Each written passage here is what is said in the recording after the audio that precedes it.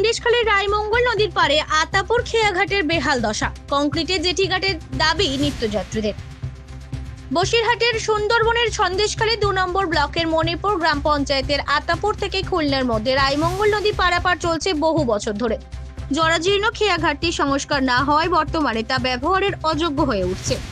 তবুও এই খেয়াঘাট দিয়ে প্রতিদিন সুন্দরবনের কয়েক হাজার যাত্রী পারাপার করে। শুধুমাত্র কয়েকটি ইট ও পিলারের উপর দিয়ে নৌকায় উঠতে হয় যাত্রীদের।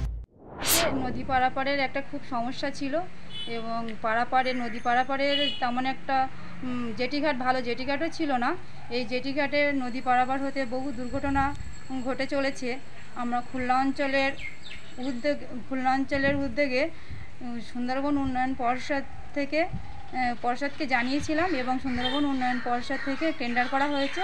খুব দ্রুততার সহিত কাজটা শুরু হবে। এক প্রকার জীবনে ঝুঁকি নিয়ে পারাপার করতে হয় তাদের। এছাড়া বাইক ও সাইকেল নিয়ে পারাপারের ক্ষেত্রে আরো বেশি সমস্যার মধ্যে পড়তে হয় যাত্রীদের।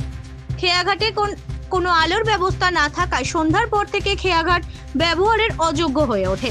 এছাড়া সন্দেশখালী ২ নম্বর ব্লকের একমাত্র হাসপাতাল সন্দেশখালী গ্রামীণ হাসপাতাল খুলনায় অবস্থিত হওয়ায় আতাপুর থেকে আশঙ্কাজনক কোনো রোগীকে নিয়ে যাওয়ার ক্ষেত্রে চরম সমস্যার মধ্যে পড়তে হয় রোগীর পরিবার ও আত্মীয় স্বজনদের।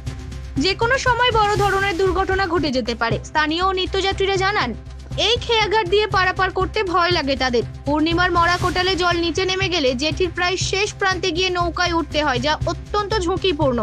সেজন্য প্রত্যন্ত সুন্দরবনের মানুষ প্রশাসনের কাছে জেটি ঘাট তৈরির দাবি জানিয়েছেন। উত্তর ২৪ পরগনা থেকে সুকান্ত দাসের রিপোর্ট, জেলার বার্তা।